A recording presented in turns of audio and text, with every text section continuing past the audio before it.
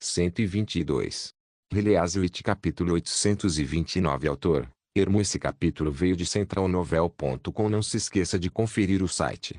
O livro de Olimpíada de Matemática não tinha muita importância em si, mas a origem por trás dele tinha.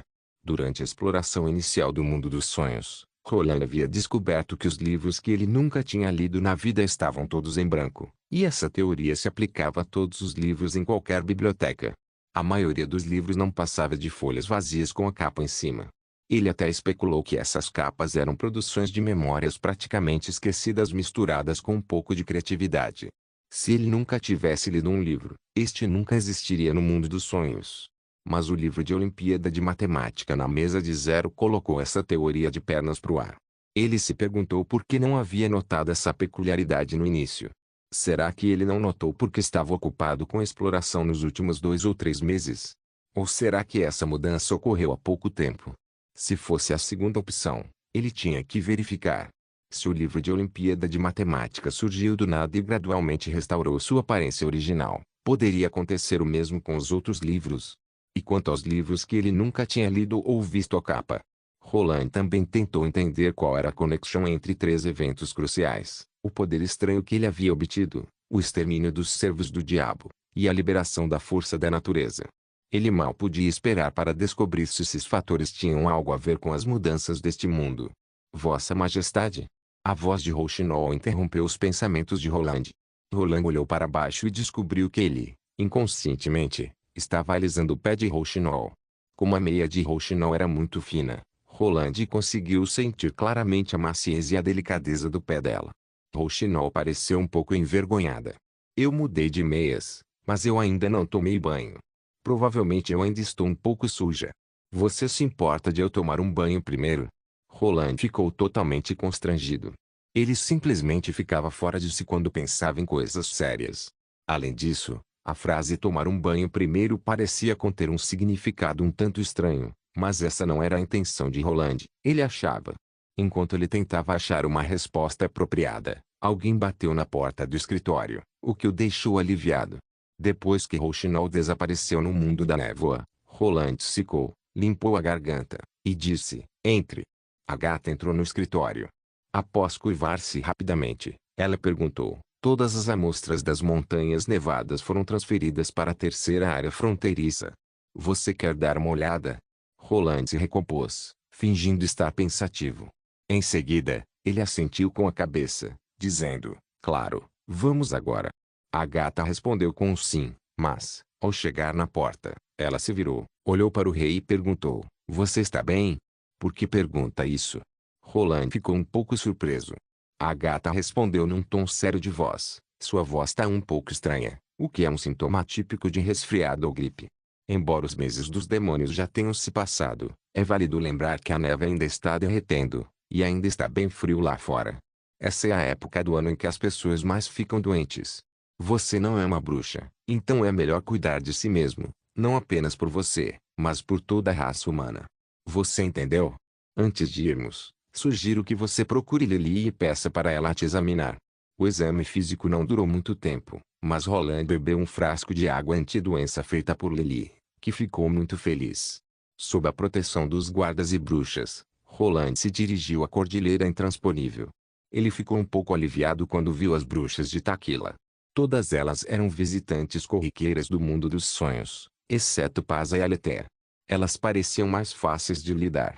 As visitantes incluíam Pilis, conhecida como número 76 sublinhado, Faldi, conhecida como ninho de insetos mágicos, Aurora, conhecida como capa da invisibilidade, e Aline, conhecida como caminhante das sombras. Entre elas, Pilis era a única que tinha uma aparência feminina. Aleter aventurou-se: eu soube que você planeja criar aqueles vermes estranhos em nosso salão e domesticá-los, é verdade? Rei Mortal, devo dizer que você é tão ousado e maluco quanto aquelas pesquisadoras da Sociedade Expedicionária. Saiba que, um dia, sua curiosidade te destruirá. Afinal, essas espécies foram deixadas pelos demônios do mar profundo. Roland deu de ombros, respondendo: é por isso que eu quero que vocês tomem conta deles. Esses vermes capturados não são agressivos. Eles nem conseguem cavar buracos direito. Um lugar fechado já seria o suficiente para confiná-los. Além disso, de acordo com as observações de Agatha, esses vermes não possuem consciência, e sim um instinto de alimentação e reprodução. Claro, há uma chance de que aquele monstro recupere o controle sobre eles. No entanto, se a cidade de Primavera Eterna é tão indefesa ao ponto de que até mesmo um monstro como aquele consegue se aproximar de nossa muralha, nosso reino já teria sido destruído há muito tempo. Que eu saiba, Agatha também é uma integrante da sociedade expedicionária. Aletheia balançou os tentáculos, descontente.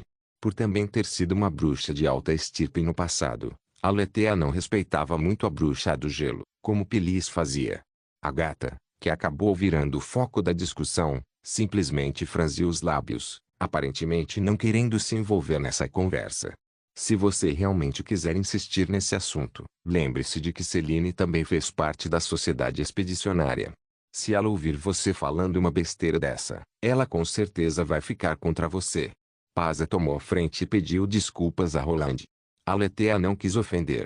Ela só está receosa de que esses vermes gosmentos, 2, gerem impactos negativos à cidade de Primavera Eterna.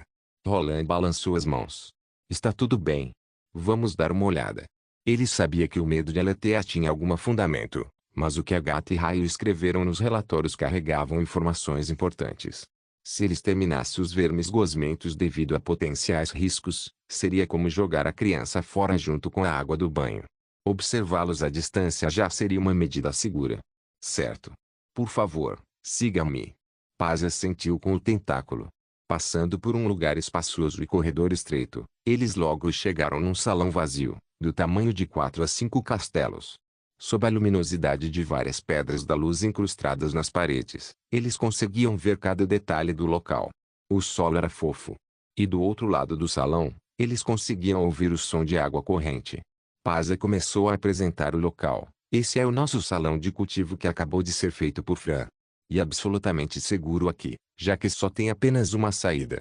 A água subterrânea que entra por aqui escoa das rochas por meio da infiltração. O senhor realmente planeja cultivar cogumelos gigantes e vermes gosmentos aqui? Agatha explicou. Precisamos dos cogumelos gigantes, já que são o alimento base dos vermes gosmentos. Se plantarmos esses cogumelos aqui, poderemos obter um grande número de vermes gosmentos tranquilamente.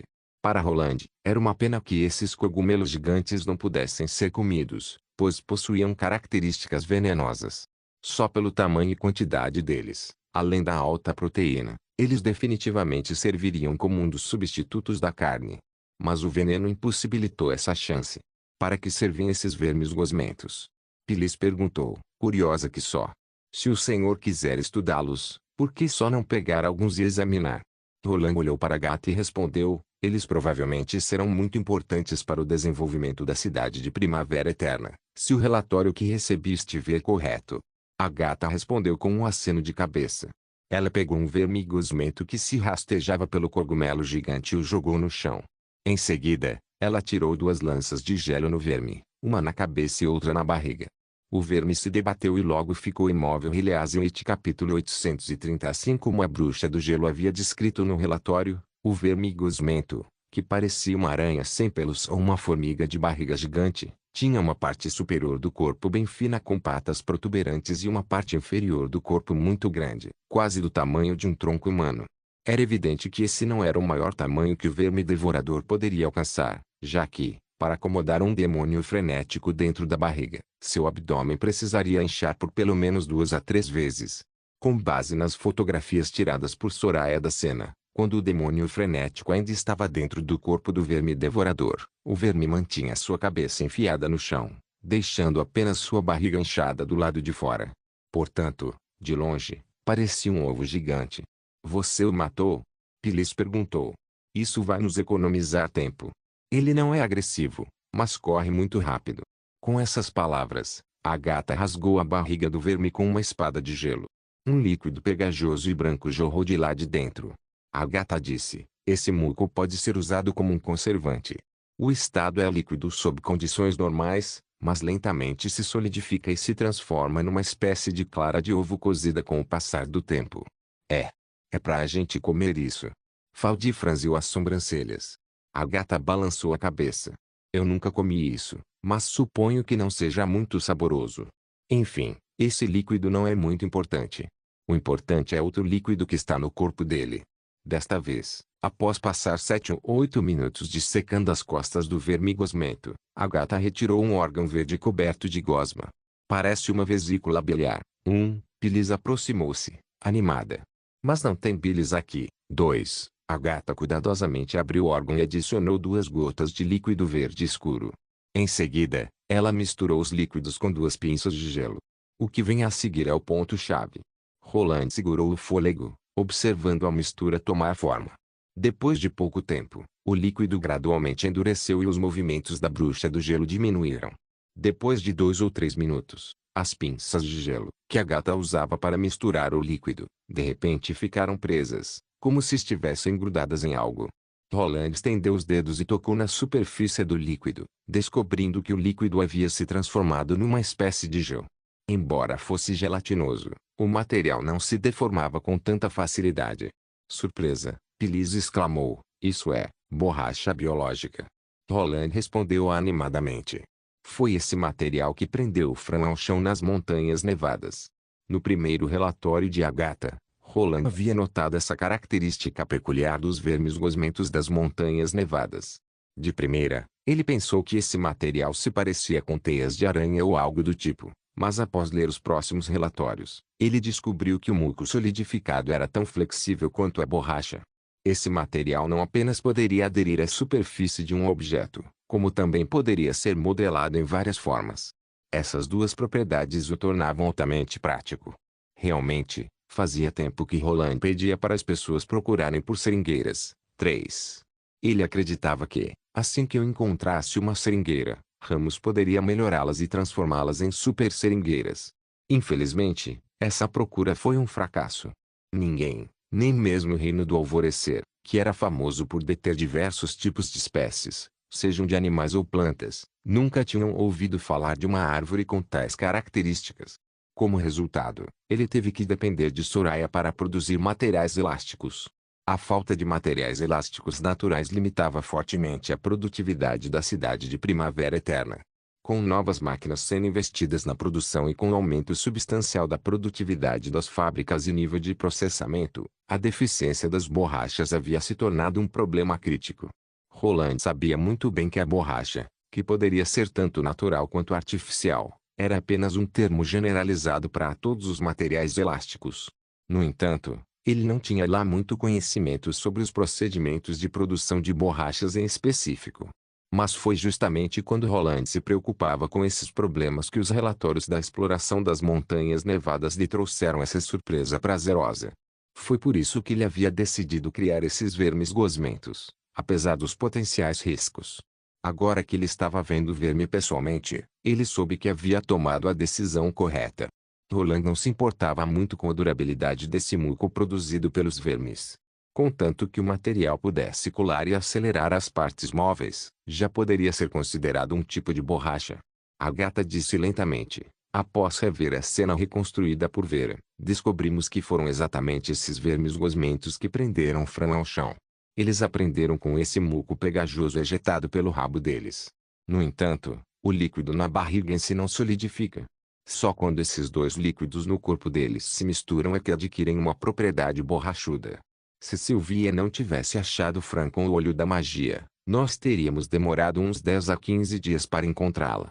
Paz assentiu com a cabeça, entendo. Esse material realmente será essencial para fazermos redes de pesca e cordas. Aletheia respondeu friamente, talvez seja bom para redes de pesca, mas não para cordas. O material é muito macio e elástico. Ninguém gostaria de ter uma corda tão elástica assim. Além do mais, eu não acho que nosso rei imortal traria esses vermes desconhecidos para a cidade de Primavera Eterna apenas para pescar alguns peixes.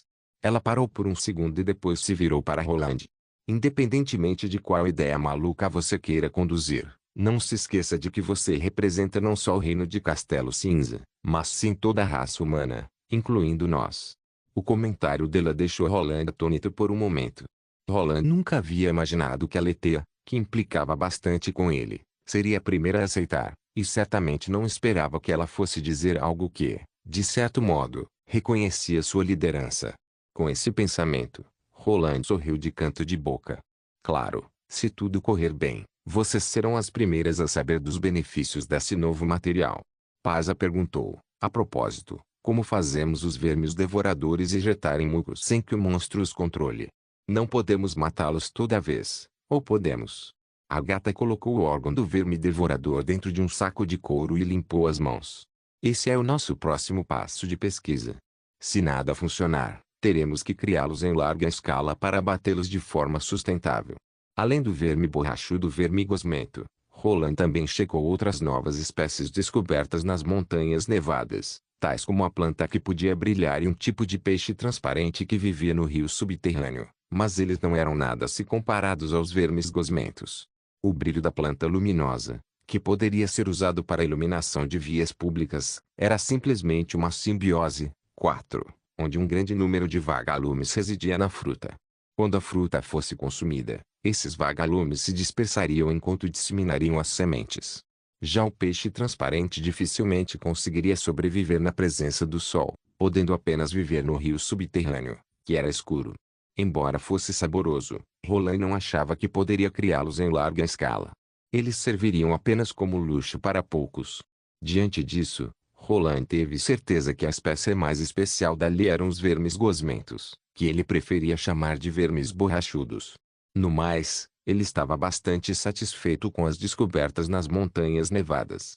Antes de partir para a terceira área fronteiriça, Paza trouxe 2 bruxas da punição divina, as quais Roland nunca tinha visto. Vossa Majestade, essas 2 se voluntariaram para se tornar 2 vermes devoradores. Mas antes disso, o Senhor poderia levá-las ao mundo dos sonhos para deixá-las saborear as delícias desse novo mundo. Heliaswit capítulo 831 2 dias depois, um navio de concreto de aparência estranha partiu lentamente da doca da cidade de Primavera Eterna, em direção às montanhas nevadas. No convés do navio, havia um grande monte, que parecia uma colina móvel. Esse monte estava coberto por serapilheiras, e protegida por soldados fortemente armados em ambos os lados do navio.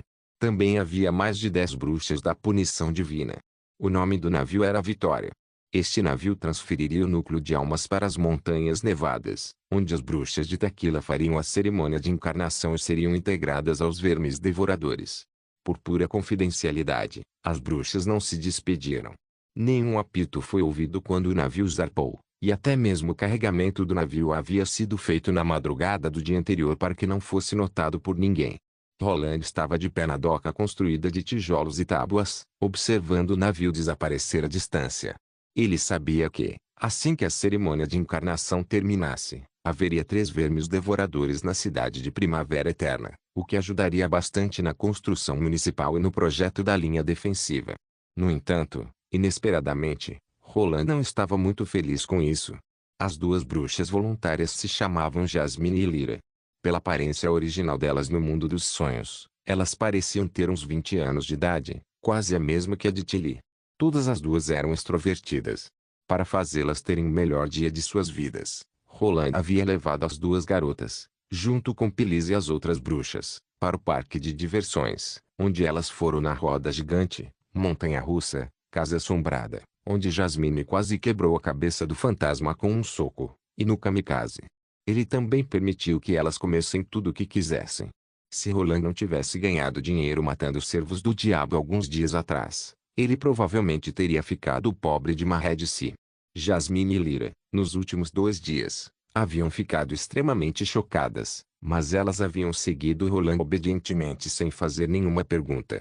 Elas gritaram como todo mundo quando a montanha-russa fez aqueles giros malucos e riram como qualquer garota quando provaram um sundae de morango. Resumindo, elas não eram diferentes das pessoas normais. Se Roland não soubesse de nada, ele nunca teria imaginado que essas 2 garotas haviam decidido se sacrificar em nome da batalha contra os demônios, assim como a decisão que elas haviam tomado 400 anos atrás nas ruínas subterrâneas. Quando os 2 dias no mundo dos sonhos terminaram, as 2 garotas pareciam mais serenas do que Roland havia imaginado. Roland queria consolar as 2 garotas, mas as palavras ficaram engasgadas na sua garganta. Não havia motivo para fazê-las desistir de se transformarem em vermes devoradores, já que não cabia a ele decidir isso. Palavras, a essa altura, se tornariam mais um insulto do que gentileza. No final, Roland foi o único que precisou ser consolado. Ele ainda se lembrava das palavras e expressões de alegria dessas duas garotas. Obrigada. Jasmine, antes de sair do mundo dos sonhos, havia dito com um sorriso. E, nós não nos arrependemos. Lyra completou as palavras de Jasmine. Elas gostavam de tudo no mundo dos sonhos. Mas elas não se arrependeram da decisão que tomaram. Vossa Majestade.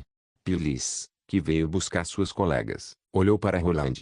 O senhor não vai voltar pro castelo. As palavras de Pilis trouxeram Roland de volta à realidade. Quando ele caiu em si, o navio Vitória havia desaparecido de seu campo de visão, deixando apenas pequenos rastros de fumaça para trás. Roland descartou seus pensamentos. Ele respirou profundamente e perguntou: elas realmente não conseguem se desconectar dos portadores originais após serem integradas? Entendendo as aflições de Roland, Pilis abaixou a voz e respondeu: uma bruxa da punição divina é diferente de um portador original. Os receptáculos dos guerreiros da punição divina retêm uma consciência básica mesmo sem uma transferência de alma. Nossa conversão em bruxas da punição divina é mais como dar comandos do que uma fusão por completo. Mas os portadores originais são diferentes. Eles são receptáculos que selam a alma permanentemente quando a integração é concluída, embora esses receptáculos adormeçam se não forem usados por muito tempo. Ninguém nunca conseguiu extrair a alma de um portador original, pelo menos não até agora, nem mesmo Paza consegue fazer isso. Mas tem feixes de luz acima dos portadores, não tem? Sim, tem. Pilis assentiu com a cabeça.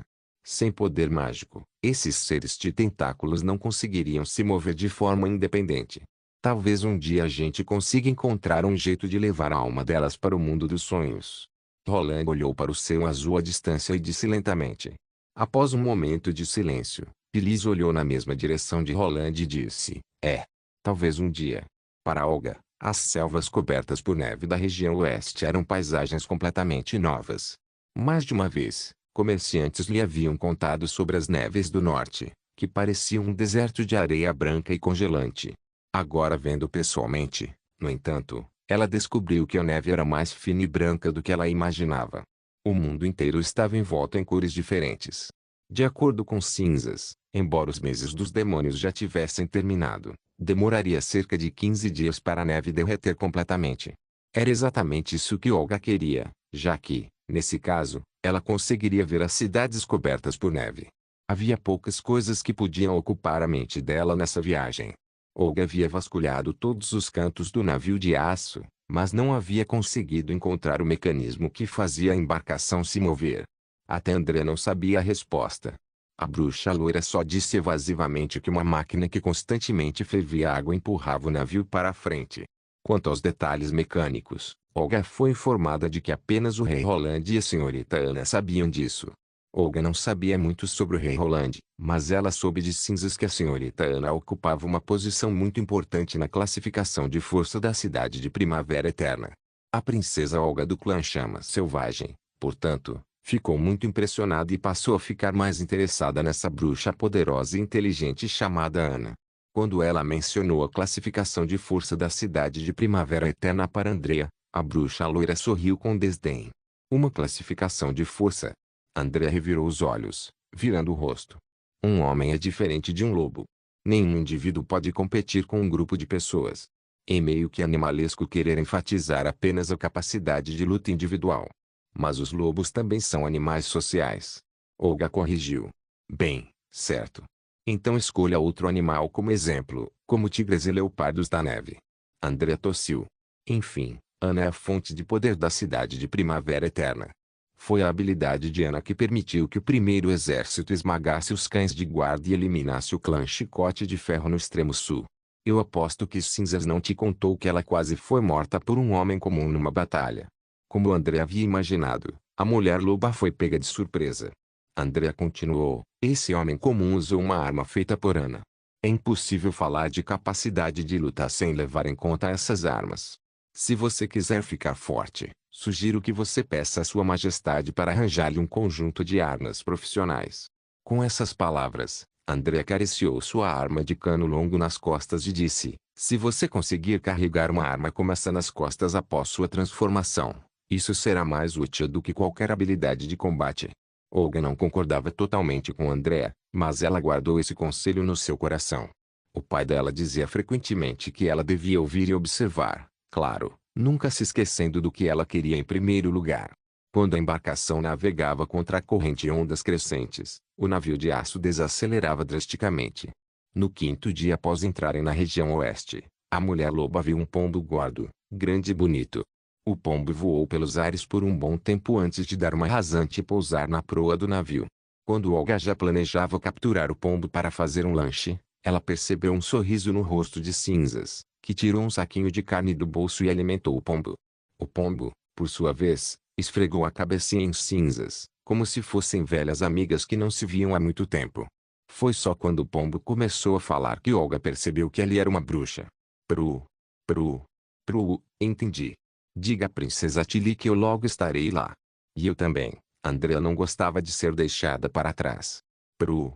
O pombo assentiu com a cabecinha, estendeu as asas e alçou o voo. Em seguida, logo desapareceu no horizonte ao noroeste. Olga perguntou, ela é? Cinzas olhou para Olga e disse, ela é magia. Assim como você, ela também é uma bruxa que pode transformar o corpo completamente. Entendo. Olga pensou, mas logo ela se lembrou de que magia deveria ser um monstro gigante, assustador, agressivo e feroz. Ela se perguntou por que magia estava na forma de um pombo.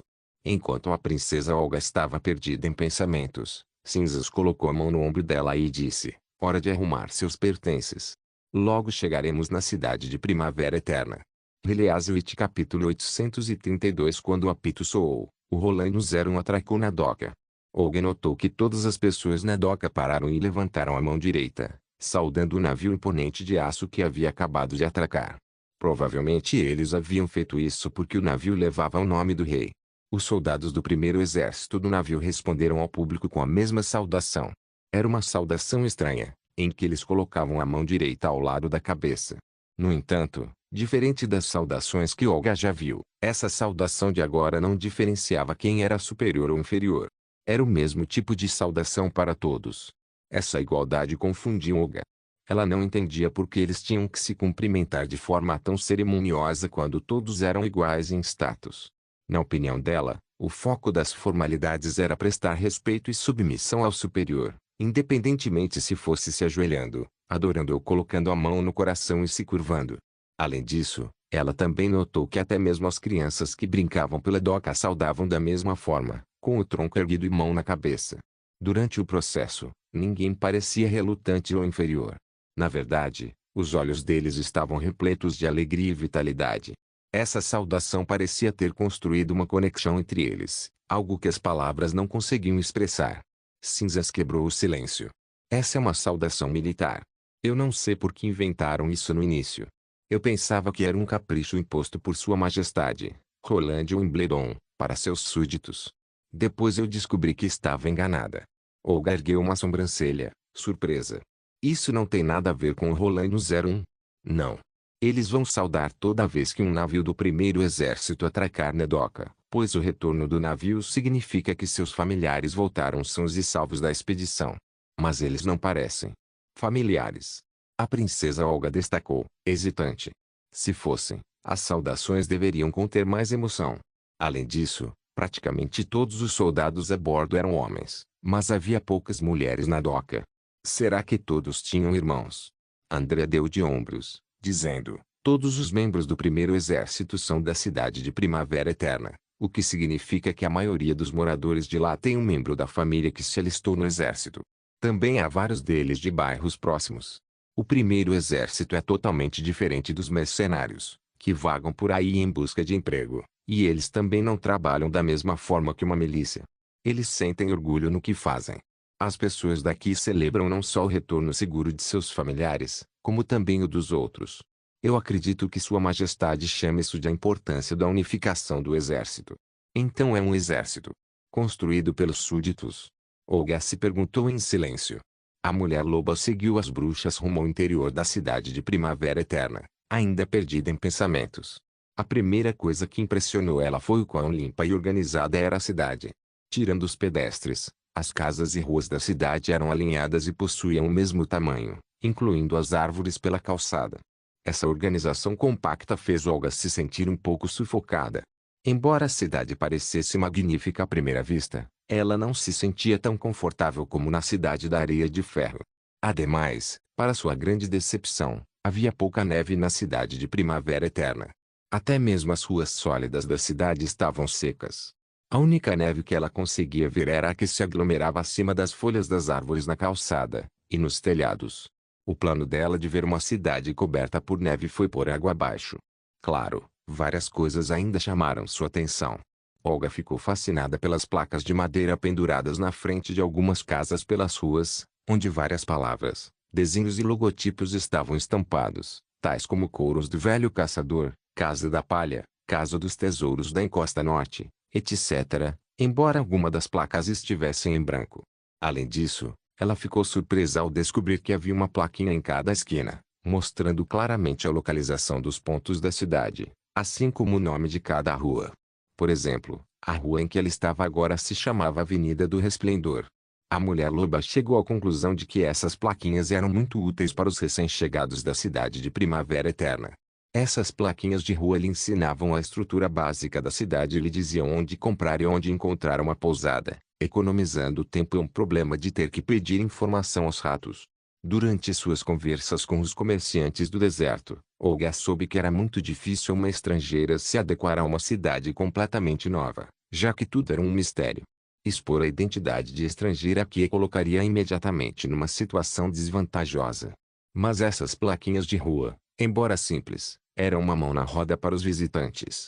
Ela até mesmo se sentiu acolhida com a presença dessas plaquinhas, como se a cidade a estivesse recebendo de portas abertas. Provavelmente, esse era o motivo pelo qual a cidade parecia tão vigorosa e próspera para todos. Olga, no entanto, não teve muito tempo para apreciar essa cidade estrangeira. Porque Cinzas logo a levou para o castelo do Lorde.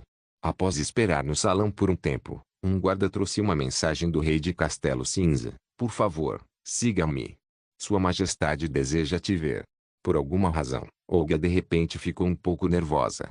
Ela respirou profundamente em segredo e seguiu o guarda até o segundo andar, entrando numa sala espaçosa e iluminada. Atrás da mesa de Mogno, próximo à janela francesa, um homem ridiculamente jovem estava sentado. Ele vestia roupa simples, mãos nuas, e seus cabelos acinzentados cascateavam pelos ombros. Ele também não usava nenhum diamante ou anel em seus dedos. A única coisa que ele fazia era mexer na pena de escrever, observando-a com grande interesse. Esse é o grande líder que virou o extremo sul de pernas para o ar. Por um momento, Olga não conseguiu assimilá-lo com a pessoa que ela havia imaginado. Ela imaginava que um homem tão sábio assim teria pelo menos 40 anos de idade. A testa dele deveria estar toda enrugada, sua barba deveria atingir o peito, e ele deveria possuir um olhar profundo, digno de um homem experiente. Nesse momento, Olga percebeu que ela havia perguntado sobre tudo da cidade de Primavera Eterna, incluindo os poderosos guerreiros, mas havia se esquecido de perguntar como era o rei de Castelo Cinza, a pessoa mais importante do reino. Após um momento de hesitação, a princesa Olga decidiu saudar Roland de acordo com os costumes Mogins. Mexendo as orelhinhas de loba, Olga se ajoelhou e curvou-se com a cabeça quase tocando o chão.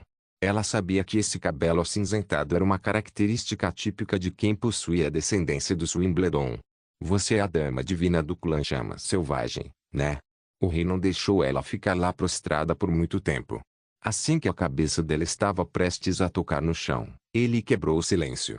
Por favor, levante-se, Olo. Bem-vinda à cidade de Primavera Eterna. Eu sou Roland Wimbledon, o rei de Castelo Cinza e também seu líder.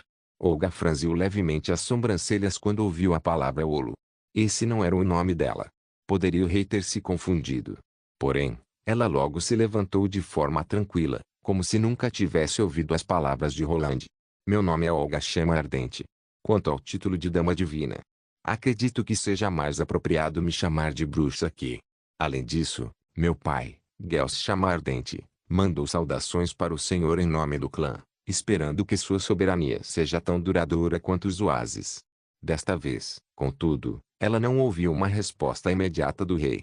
Achando estranho, a mulher-loba levantou a cabeça lentamente e percebeu que os olhos do rei estavam fixados em suas orelhinhas de loba. Heliaswit capítulo 833. O coração de Olga apertou ao perceber o olhar inescrupuloso de Roland. Ela sabia que tinha uma aparência diferente e estranha. Lá na cidade da Areia de Ferro, ela ouvia muitas pessoas a chamarem baixinho de criatura quadrúpede, metade mulher ou abandonada. Temendo que esses nomes fossem ferir a autoestima da terceira filha do líder, ninguém nunca se atrevia a chamá-la desse jeito abertamente. Mas ela não estava mais na cidade da Areia de Ferro e não era mais uma princesa protegida pelo clã Chama Selvagem. Então agora ela tinha que encarar essas ofensas de cabeça erguida. Suas orelhas e seu rabo são reais. O grande líder hesitou por um bom tempo, mas no final perguntou: Você tem que usar poder mágico para manter essa forma, ou eles se tornaram parte do seu corpo? Olga mordeu o lábio inferior. Em vez de responder a pergunta, ela puxou o cabelo para trás, revelando a parte lateral do rosto, onde sua orelha normal de humana havia desaparecido. Eu não consigo tê-las de volta, Vossa Majestade. Eu sei que minhas novas orelhas são bem estranhas, mas eu sou assim, e não há o que fazer. Eu não quero esconder minhas imperfeições. Mas se o Senhor quiser, eu posso evitar locais públicos para não assustar as pessoas. Apesar de Olga ter se aceitado há muito tempo, ela ainda nutria um pouco de preconceito para consigo mesma quando se tratava de suas características. Damas divinas eram vistas como mulheres poderosas e lindas pelos Mojins, favorecidas por todos os clãs e admiradas por todos os jovens guerreiros. Mas ela, infelizmente, era uma exceção. Ela passou a ser ignorada após o despertar. A legitimidade dela havia sido questionada pelos próprios companheiros de clã, e por essa razão o pai dela decidiu nomeá-la como herdeira. Olga passou os anos treinando bastante e fingindo que não ligava para os rumores cruéis que circulavam pela cidade, mas de vez em quando, era bem difícil se manter indiferente quando várias pessoas lhe apontavam o dedo pelas costas. Ela já esperava que coisas assim acontecessem, mas já que havia escolhido esse caminho, ela certamente não iria ceder facilmente, independentemente das dificuldades que lhe aguardavam. O sonho que ela teve havia apontado para onde ela deveria ir. Com esses pensamentos, a mulher-loba levantou a cabeça, ereta, revelando um olhar de audácia. O grande líder estalou os lábios e disse: Estranhas. Por que você diz isso? Olga, que já estava preparada para receber vários insultos, ficou atônita por um segundo. Ah, é porque elas, Olga disse colocando a mão na orelha. Não se parecem com orelhas humanas, né? Roland deu de ombros. Essas orelhas não afetam sua audição ou mobilidade. Então como você pode chamá-las de imperfeições? Elas são apenas características únicas suas. Características muito interessantes, na verdade. Eu mesmo acho suas orelhas muito bonitas, você não acha? Ei, Vossa Majestade, por favor, não passe dos limites. Nesse momento, Olga ouviu a voz de uma mulher atrás do grande líder. A voz era muito baixa e suave, mas Olga ainda conseguiu ouvir. Porém, nesse momento, ela estava tão surpresa com as palavras do grande líder que nem prestou muita atenção nisso. Bonitas. Olga nunca havia se associado com a palavra bonita. Por um segundo, ela não conseguiu elaborar uma resposta. As bochechas dela estavam extremamente coradas. A coragem dela já estava quase no fim. Como uma mulher metade loba pode ser bonita? Enfim, eu não quero que você esconda seu rosto ou os capuz em público. Você pode fazer o que quiser. Roland prosseguiu. Talvez alguém aponte o dedo para você ou te encare no início, mas eles logo vão se acostumar. Uma solução seria pedir para Soraya desenhar um livro ilustrado sobre você, ou você se juntar à trupe Estrela Flor, e participar de uma peça para se tornar uma ídolo. Essa seria a forma mais rápida do público te conhecer. Olga ficou confusa com a quantidade de palavras desconhecidas, como livro ilustrado, trupe Estrela Flor e ídolo. Ela ficou parada ali, sem saber o que fazer e sem falar nenhuma palavra. Felizmente, Roland se recompôs e voltou ao assunto original. Certo, Cinzas me disse que você veio aqui para lutar contra os demônios, né? Aliviada, a mulher-loba respondeu, e também para treinar, Vossa Majestade. Eu soube que tem uma bruxa chamada Nana na cidade de Primavera Eterna que pode curar feridas e lesões sofridas em batalhas. Isso é muito importante para um guerreiro ou guerreira. O senhor já deve saber que é um sonho para todo guerreiro lutar e obter experiência sem temer ser lesionado em batalhas. Claro, eu não apenas lutarei contra os seus inimigos, como também pagarei todas as despesas médicas. Roland assentiu com a cabeça. Entendi. Se você estiver disposta a se juntar à União das Bruxas, terá uma grande chance de lutar contra. Eu quero trabalhar sozinha, Vossa Majestade. Olga o interrompeu. Como uma mercenária, eu não quero ser distraída por nada a não ser lutar. Ela sabia que isso era apenas uma desculpa.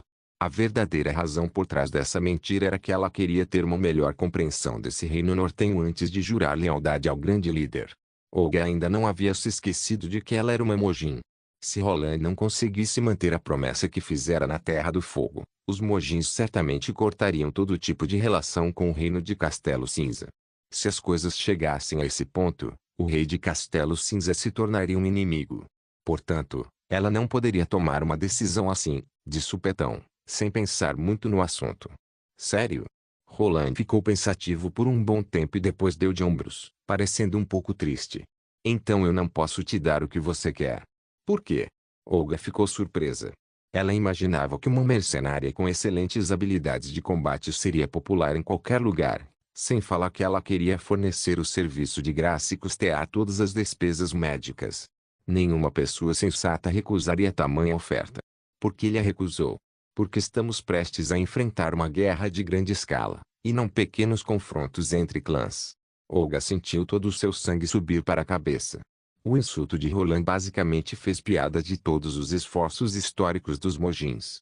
Quando ela estava prestes a revidar o insulto, Roland de repente mudou de assunto, dizendo: Você já lutou contra as cinzas, né? O que você acha dela? Suprimindo a raiva, a mulher-loba respondeu de forma indignada: Muito poderosa. Ela seria uma guerreira de primeira classe no extremo sul. Roland disse lentamente: Esse é o poder de uma extraordinária. Também existem as transcendentes, que são bem mais poderosas que as extraordinárias. As transcendentes ultrapassam os limites físicos do corpo humano e possuem um poder imensurável. Em outras palavras, nada pode impedi-las de ficarem mais fortes. Transcendentes. As palavras de Roland capturaram completamente a atenção de Olga. Ela se perguntava o quão poderosa uma guerreira teria que ser para suprimir cinzas completamente. No entanto, mesmo com 3 transcendentes, dezenas de extraordinárias e milhares de bruxas combatentes, nós falhamos em derrotar os demônios, e o grande império das bruxas caiu num piscar de olhos. Agora chegou a nossa vez. Cada palavra do grande líder parecia atingir diretamente o coração de Olga. O motivo por eu ter recusado a sua oferta é muito simples. Isso aqui não é um duelo, e sim uma guerra fatal entre 2 civilizações. Independentemente do quão forte você seja, trabalhar individualmente não funciona. E mais importante que isso, eu não quero que você morra em vão. Reliazewit capítulo 834. Olga não soube como ela havia saído do castelo. Ela observou as pessoas passando para lá e para cá, parecendo bastante ocupadas, deixando-a parada no meio da rua, perdida. O encontro com o rei excedeu suas expectativas em todos os aspectos. Ela pensou que o rei a trataria com uma atitude hostil por causa da aparência normal dela. Um rei cruel não hesitaria em esconder seus sentimentos, enquanto que um rei calculista permaneceria inexpressivo. No entanto, ela tinha certeza de que a atitude de qualquer rei mudaria quando ela informasse o propósito da sua visita, pois nenhum rei recusaria uma guerreira de graça, sem falar que ela concordou em ajudar a cidade de Primavera Eterna a enfrentar os demônios. Quem recusaria uma oferta tão generosa? Olga imaginou que, depois de conversar com o rei, ela moraria em algum lugar perto do castelo e seria tratada como uma convidada. Durante a estadia, ela conheceria mais bruxas, especialmente aquelas que possuíam grandes habilidades de combate, e estaria aos cuidados da senhorita Nana. Embora nem todas fossem conhecê-la, ela acreditava que provavelmente encontraria alguém como ela, que gostava de melhorar suas técnicas de combate por meio de duelos. Esse método de treino beneficiaria ambas as partes e certamente seria mais eficiente do que socar sacos de areia. Quando ela treinasse o bastante, sairia em busca dos demônios para aumentar o nível de seus desafios. Cinzas lhe havia dito que esses inimigos se escondiam nas terras selvagens inabitadas ao noroeste. Olga não tinha medo de acampar na selva, nem se importava com possíveis armadilhas montadas pelos inimigos, já que os lobos eram os governantes da vida selvagem. Ela acreditava que seu faro apurado e audição excelente ajudariam a localizar a morada dos inimigos. Mas tudo aconteceu de uma forma que ela não havia previsto. Foi a primeira vez, desde que despertou como dama divina, que Olga ouviu alguém elogiar suas orelhas e chamá-las de bonitas. Até mesmo o pai dela, que nunca se mostrou avesso à sua aparência, nunca havia elogiado suas orelhas. Ele só dizia que, você definitivamente seria uma das garotas mais bonitas da cidade da Areia de Ferro se não tivesse essas orelhas. Orelhas de lobo. Realmente ficavam bonitas nela. Ela havia ficado tão chocada com o comentário do rei que a cabeça dela ficou uma bagunça na segunda metade da conversa. O grande líder havia aceitado a aparência física dela, mas havia recusado o serviço de graça que ela forneceria ao lutar contra os demônios. No momento em que saiu do castelo, ela ainda estava chocada com o que havia acabado de acontecer. Não, não. Essa é apenas uma pequena derrota. Olga se consolou. Ela deu um tapa na própria bochecha e respirou fundo. Contanto que ela seguisse o caminho correto, nada seria impossível. Na verdade, quando ela parou para pensar com mais cuidado, essa rejeição do rei não afetava muito o plano inicial dela. Ela ainda poderia explorar a cidade, investigar os demônios e conhecer outras bruxas, tirando o fato de que ela demoraria um pouco mais para fazer isso. Embora Roland tivesse rejeitado, ele não havia imposto nenhuma restrição a ela e até mesmo salientou que ela poderia se juntar à União das Bruxas a qualquer momento, se mudasse de ideia. Já que ela havia decidido trabalhar sozinha, isso provavelmente funcionaria melhor para o plano dela. Com esses pensamentos, Olga ergueu suas orelhas caídas, balançou o rabo e cerrou os punhos. Ela pensou, é isso aí. Se os demônios realmente são tão fortes assim, porque o grande líder decidiu construir a nova cidade real de Castelo Cinza aqui. Se os demônios vêm do noroeste, a primeira cidade que eles irão atacar será a cidade de Primavera Eterna. Não é mais seguro ficar distante do perigo. Ainda mais quando não se sabe se podemos derrotar os demônios.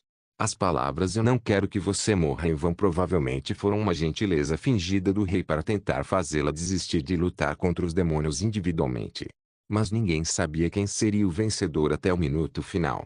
Se ela se machucasse, o grande líder definitivamente pediria à senhorita Nana para curá-la, porque se ele não o fizesse, não honraria suas próprias palavras. A princesa Olga do clã Chama Selvagem se alegrou novamente ao pensar nessa possibilidade.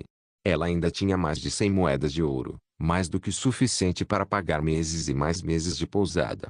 Até mesmo se as despesas médicas fossem extremamente custosas, ela ainda achava que podia bancar. O dinheiro que ela tinha hoje a permitiria morar nesse lugar por vários anos sem ter que se preocupar com comida, bebida, ervas medicinais e etc. Ela acreditava firmemente que, mesmo sem o apoio do rei de Castelo Cinza, ela ainda conseguiria capturar alguns demônios por conta própria. Olga se sentiu bastante aliviada agora que ela havia reformulado o plano. Ela olhou em volta, começando a observar as placas penduradas na entrada de alguns estabelecimentos. Já que ela havia decidido conduzir as coisas de forma tranquila, a primeira coisa que ela deveria fazer agora era encontrar um lugar para morar. Já que ainda era dia e ela não estava com pressa, ela decidiu celebrar sua chegada segura na região oeste do reino de Castelo Cinza de acordo com os costumes dos Mojins. Uma taverna, então, tornou-se sua primeira parada. Assim que Olga se aproximou do lugar, uma placa bonita chamou sua atenção. Na placa havia desenhos realistas de várias bebidas de várias cores, acompanhadas de algumas frutas das quais ela nunca ouvira falar. Dava vontade de bebê-las só pela aparência em si. Na placa, abaixo das bebidas, estava o nome do estabelecimento, Vinícola da Eveline, 1. E no final da placa, estava uma linha adicional com letras menores, nova promoção de bebidas caóticas. 50% de desconto na sua primeira bebida. Sintam-se à vontade para experimentá-las. Bebidas caóticas. Olga ergueu as sobrancelhas. Que nome feio para uma bebida. A julgar pelo local espaçoso e iluminado e pelos clientes que entravam e saíam, Olga chegou à conclusão de que essas bebidas não deveriam ser tão ruins. Olga checou seu saquinho de moedas de ouro e entrou na taverna. Ela não estava dizendo a verdade. Rochinol comentou enquanto mastigava o peixe seco. Especialmente na parte que ela se recusou a se juntar à União das Bruxas. Eu pude sentir uma grande flutuação nas emoções dela. Para termos certeza, acho melhor pedirmos para o Andy realizar aquele teste de 10 perguntas. Roland balançou a cabeça, pensativo. Esse é o procedimento que fazemos para uma candidata. Ela nem mesmo falou que quer se juntar à União das Bruxas, então não precisamos investigá-la. Além disso, Olga veio para a Primavera Eterna a fim de lutar contra os demônios e treinar. Nessa parte ela falou a verdade, não foi? Nessa parte ela foi totalmente verdadeira. Rouxinol franziu os lábios. Então deixa quieto. Nós fundamos a União das Bruxas inicialmente para que as bruxas pudessem encontrar um lugar a qual pertencem. Não há motivo para forçarmos as pessoas a entrar. Além disso, é normal que uma pessoa tome precauções ao chegar numa cidade desconhecida. Roland mostrou indiferença, fingindo que não ligava, embora realmente se sentisse um pouco decepcionado. Quando Olga havia entrado na sala, pouco tempo atrás, Roland teve um desejo muito forte de afagar as orelhinhas peludas da lobinha. O rabinho dela, que não parava de balançar, também o havia intrigado bastante. Mas, no final, ele conseguiu suprimir essa vontade maluca. Ele tinha que agir com majestade, não por causa da presença de Rouxinol, claro que não, Kofi, mesmo ela sendo assustadora, mas porque ele era o rei. Quando Roland pensou que seria uma boa ideia checar como estava indo a construção do edifício milagroso, Barov, o diretor da prefeitura, de repente bateu na porta e falou: Vossa Majestade, os integrantes da junta comercial chegaram. Eles desejam vê-lo. Release capítulo 835. Levou um tempo para Roland lembrar que a junta comercial era uma organização cooperativa de compra e venda formada sob sua liderança, cujos membros eram compostos por comerciantes ricos de várias ilhas dos fiordes. Embora, no último outono, eles tivessem chegado a um acordo, o número de bebidas caóticas produzido por Eveline naquela época não havia sido grande o suficiente para atender a demanda do grupo. Como consequência, cada Câmara de Comércio havia simplesmente levado algumas unidades e não havia colocado o produto oficialmente no mercado. Desta vez, eles vieram para acertar de vez o negócio. Já que toda a região oeste estava se preparando para a unificação do reino e Roland estava preocupado com o próximo ataque de inverno e a missão do deserto, a junta comercial pareceu ter, temporariamente, escapulido de sua mente. Leve-os para a sala de estar. Já estarei lá. Roland disse. Depois que Barão respondeu com um sim e saiu, Roland olhou para Rouxinol e informou: peça para Tilly e Wendy virem aqui também, já que essa é basicamente a primeira colaboração entre a União das Bruxas e Ilha Adormecida. Todos os comerciantes se levantaram e se curvaram para Roland quando ele entrou na sala de estar. Levou um tempo para Roland lembrar quem era quem dos comerciantes, exceto sua velha amiga, Margarete, Gamon e Malén da Baía Lua Crescente. Os outros eram Nibelung da Câmara de Comércio da Ilha da Água Rasa e Atier da Câmara de Comércio da Ilha do Serpente. Assim que se sentaram, Nibelung começou a falar: Vossa Majestade, as unidades que levamos da última vez causaram uma grande sensação entre os comerciantes da ilha. Todos ficaram apaixonados pelo sabor dessas bebidas. Eu garanto ao senhor que as bebidas caóticas serão os produtos mais populares dos fiordes em toda a história assim que começarmos a vendê-las. A tia também falou, e não é apenas uma bebida. Por exemplo, aquele suco vermelho ardente. Embora não sacie a sede, é um ótimo molho para peixe cozido e churrascos. Além disso, bebê-lo renova seu espírito de uma forma mais eficiente que o licor branco. Na verdade, o licor branco causa tontura se beber demais e não é muito indicado para quem está navegando, mas esse suco vermelho não possui esses problemas e deixa os marujos atentos e revigorados. Margaret assentiu com a cabeça, sorrindo. É verdade. Não apenas os comerciantes, como também vários exploradores estão fascinados com as bebidas caóticas. Uma bebida que os deixa atentos e revigorados sem nenhum efeito colateral pode salvá-los em caso de naufrágio. Sim, isso mesmo, e é por isso que eu sugiro tabelar as bebidas caóticas com preços diferentes. Esse suco vermelho ardente com certeza teria um preço maior se fizéssemos um pouco de propaganda. Sem falar que o número é limitado. Roland olhou para Thier, meio que concordando. Aparentemente, esse comerciante astuto já havia conseguido notar o verdadeiro valor dos energéticos. Fato é, os comerciantes bem-sucedidos dos fiordes eram ótimos em farejar grandes oportunidades de negócios. Eles foram capazes de distinguir as características únicas de várias bebidas caóticas com apenas algumas unidades. Eles sabiam que vendê-las a preços diferentes seria a melhor forma de lucrar. Roland juntou as mãos. Já que as bebidas caóticas tiveram uma boa aceitação, nós podemos prosseguir para a venda de acordo com o contrato que firmamos antes. Acho que nenhum de vocês possuem objeções quanto ao preço que irei vender ou à distribuição que farei a cada câmara. No entanto, vocês precisam depositar um adiantamento de 30% se quiserem adquirir seus produtos. Vocês devem ter trazido moedas de ouro suficientes, né? Já que, no ano passado, eles haviam firmado um acordo pautado nos termos preliminares da junta comercial, não havia muitos detalhes a se discutir. O maior motivo de Roland ter trazido Tilly para presenciar a assinatura era para provar que ele não adulteraria nenhuma taxa pré-estabelecida. Já que Tilly havia prometido ficar na cidade de Primavera Eterna e concordado em mandar, com o tempo, as bruxas de Ilha Adormecida para a região oeste, Roland sentiu que seria necessário fazer algo para mostrar sua sinceridade. Com base no contrato de dupla vitória firmado durante os meses dos demônios, ficou acertado entre Roland e Tilly que 30% dos ganhos deveriam ir para um fundo que recompensaria qualquer cidadão, seja bruxa ou pessoa comum, que fizesse a maior contribuição para a cidade de Primavera Eterna, e que o resto seria usado na infraestrutura, incluindo acomodações para as bruxas, instalações públicas de distribuição de salários, podendo Tilly, caso fosse preciso, retirar qualquer quantia desse fundo para outros fins importantes. Claro, Vossa Majestade. Nibelung sorriu. Desta vez, não há nenhuma carga no meu navio, a não ser moedas de ouro reluzentes e mais alguns pedreiros e marujos. Então vamos checar as mercadorias. Roland sorriu. A fábrica de bebidas de Evelyn ficava perto da fábrica de álcool. Na verdade, o lugar parecia mais um depósito do que uma fábrica. Não era muito espaçoso. O térreo tinha pouco mais de 100 metros quadrados. Era um lugar feito de concreto e tijolos, sem janelas, com um portão de ferro na entrada. Parecia uma base militar, pois o local era protegido pelos novos recrutas do primeiro exército. Roland levou os comerciantes até o local e desceu até o porão pelas escadas. O porão tinha 3 ou 4 vezes o tamanho do térreo. Sendo uma adega rústica de qualidade, o local era rodeado por suportes organizados de barris de vinho. Para evitar incêndios, nenhuma lamparina, lâmpada elétrica ou tocha eram permitidas aqui. A única iluminação vinha de uma clarabóia no teto. Por causa disso, o local era um pouco escuro. Havia 2 barris de madeira em cada suporte, mas nem todos os barris continham bebidas caóticas.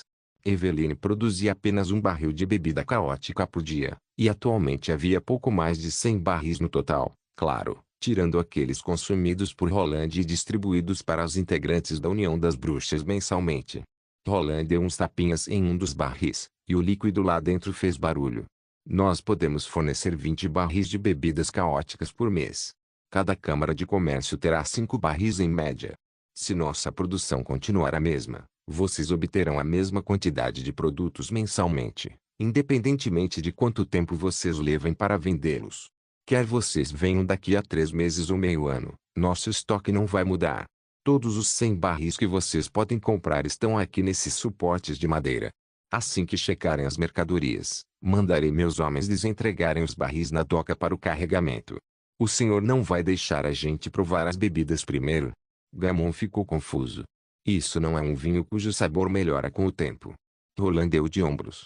Claro que tem algumas bebidas caóticas com essa característica, mas nem todas têm. Portanto, quando são produzidas, nós primeiro temos que esterilizá-las e preservá-las. Esterilizá-las.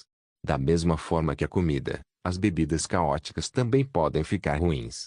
Quanto mais quente, mais rápido isso acontece. Esterilização desacelera esse processo. Vocês não precisam saber como isso é feito, mas devem se lembrar de que, assim que abrirem os barris, as bebidas poderão, quem sabe, perder o sabor com o tempo. Roland deu de ombros novamente. Vocês podem vendê-las o mais rápido que puderem ou estocá-las.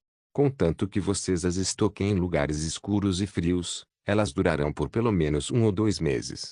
Mas, como a Tia mencionou, toda bebida caótica é diferente. Algumas podem ser mais populares que outras. Se o senhor não nos deixar provar primeiro, como saberemos quais serão as melhores? Gamon perguntou, hesitante. Quanto à escolha dos barris, não teria sido melhor se o senhor tivesse dividido cada barril em 4 porções iguais para só então preservá-los. Assim não precisaríamos nos preocupar em qual teríamos que escolher. A ideia até que era boa, mas Roland imaginou que isso só traria mais trabalho para Soraya e Lily. Ele certamente não escolheria fazer algo que consumiria mais recursos da produção industrial, mas que não traria benefícios. Então ele respondeu, esterilização não é fácil. Se dividíssemos cada barril em 4 porções, cada Câmara de Comércio teria sim uma maior variedade de bebidas, porém em menor quantidade, o que não faria bem às vendas. Vai que uma bebida se torna muito popular e você só tem aquela quantidade disponível quando poderia ter todo o barril? Sem falar que o processo de esterilização demoraria mais, gerando mais despesas e aumentando o valor do produto final, o que também prejudicaria as vendas. Quanto ao sabor, Roland parou por um segundo e depois continuou. A região norte e a região oeste possuem paladares completamente diferentes para bebidas. As bebidas impopulares daqui talvez sejam populares lá. Vocês devem saber disso muito bem, já que são comerciantes que viajam para vários lugares. Bem, Gammon não soube o que responder. Roland franziu os lábios secretamente. Ele certamente não os deixaria provar as bebidas, pois já havia se esforçado bastante na distribuição dos produtos. Além disso, de acordo com o contrato, havia ficado firmado que as bebidas deveriam ser vendidas em barris e que não havia nenhum termo específico estipulando a quantidade do produto. Se houvesse alguma bebida impopular que os comerciantes não estivessem dispostos a comprar, a cidade de Primavera Eterna sofreria perdas, pois cada barril de bebida caótica precisava da mesma quantidade de poder mágico de Eveline. Enfim, o sabor não é a questão principal aqui, e sim o método de venda. Vocês devem comprar as bebidas e saber para quem vender. Regiões diferentes possuem culturas e gostos diferentes. Roland deu uns tapinhas no barril novamente. Bem, agora venham e escolham suas bebidas caóticas.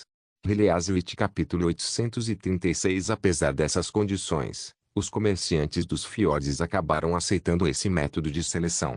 Todos sabiam que, se decidissem desistir do negócio agora, os outros se aproveitariam e aumentariam suas cotas. Mal podendo esperar para se tornarem os distribuidores desses produtos exclusivos, eles não se importavam com essa pequena desvantagem. E eles também não podiam negar que o que Roland disse era verdade. As unidades que eles haviam levado antes, apesar da notável diferença de sabores, eram bem superiores a qualquer outra bebida disponível no mercado.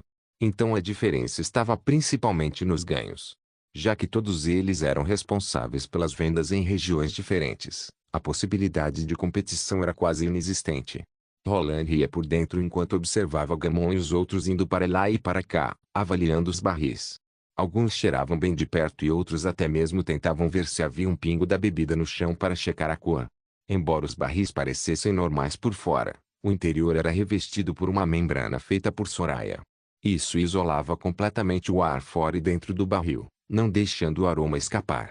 Ao ver que os comerciantes estavam ocupados escolhendo as bebidas caóticas, Roland silenciosamente puxou Margaret para um canto e sussurrou: os barris em ambos os lados do número sublinhado 10 e 24 são bem saborosos.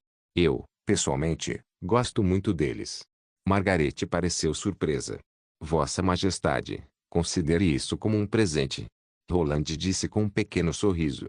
Se não fosse pelo primeiro grupo de comerciantes que você trouxe, a região oeste ainda estaria 2 ou 3 anos atrasada economicamente e estruturalmente.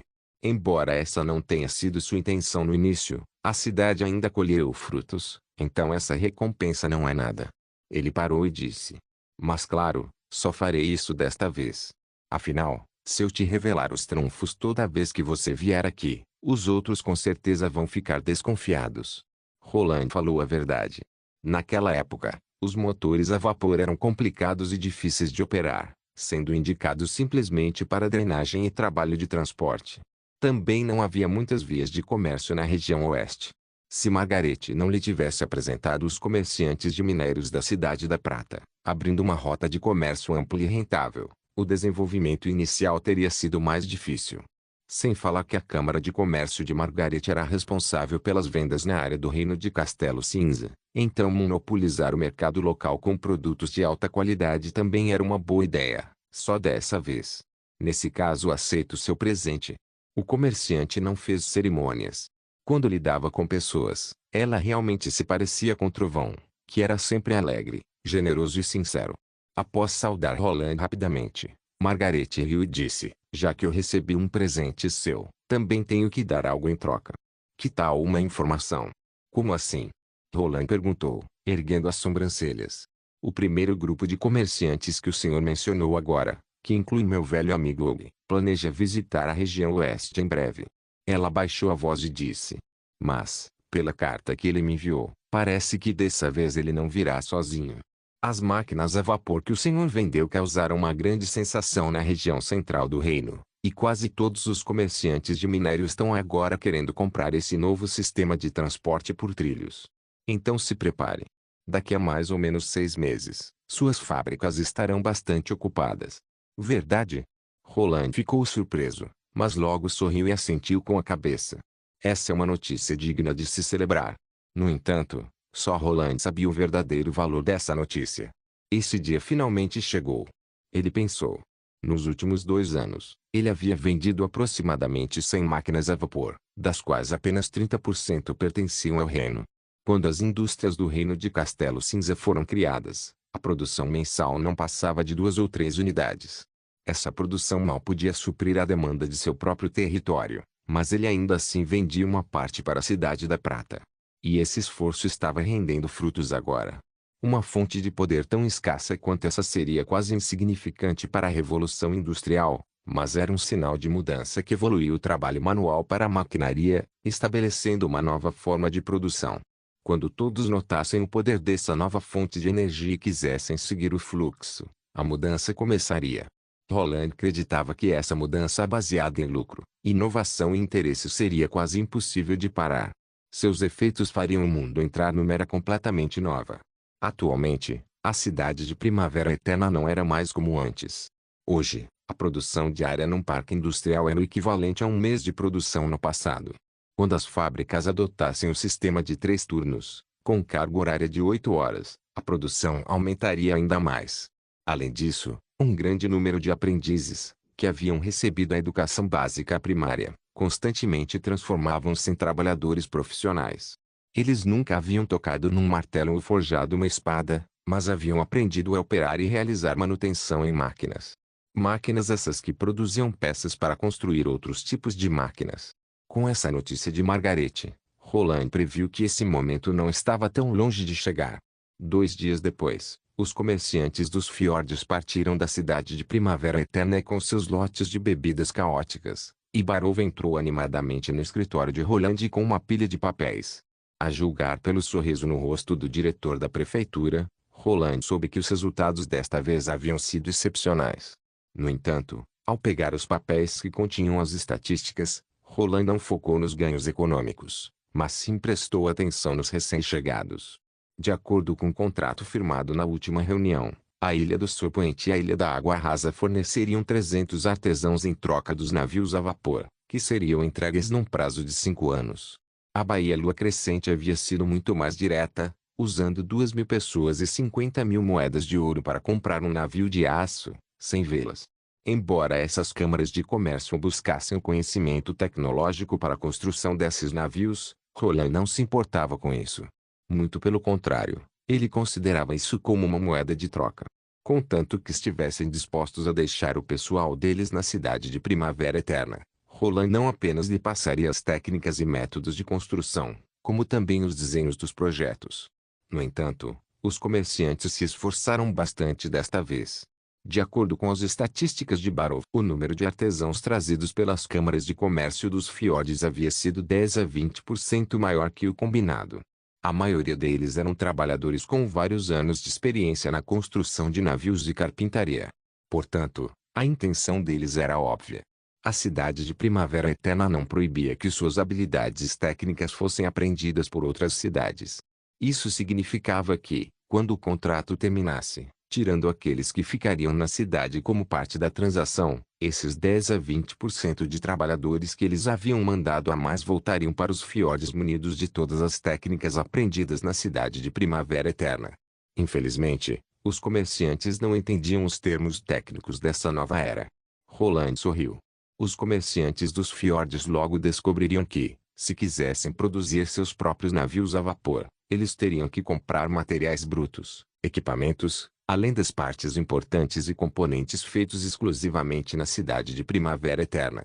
No final, eles só se tornariam mais dependentes do reino de Castelo Cinza, tipo aqueles países pequenos sem capacidades industriais completas que existiam no mundo moderno. Roland pegou a pena de escrever, desenhou um círculo ao redor do número total de artesãos e devolveu os papéis estatísticos para Barov, dizendo: chame Calvambat e ajude os recém-chegados a se acomodarem na cidade. Juntos, vocês formularão um plano financeiro baseado no que o parque industrial está fazendo neste momento. Roland disse. Temos que construir mais fábricas. Obrigado por assistir. Até a próxima. Solen Irmãos. Solen Irmãos.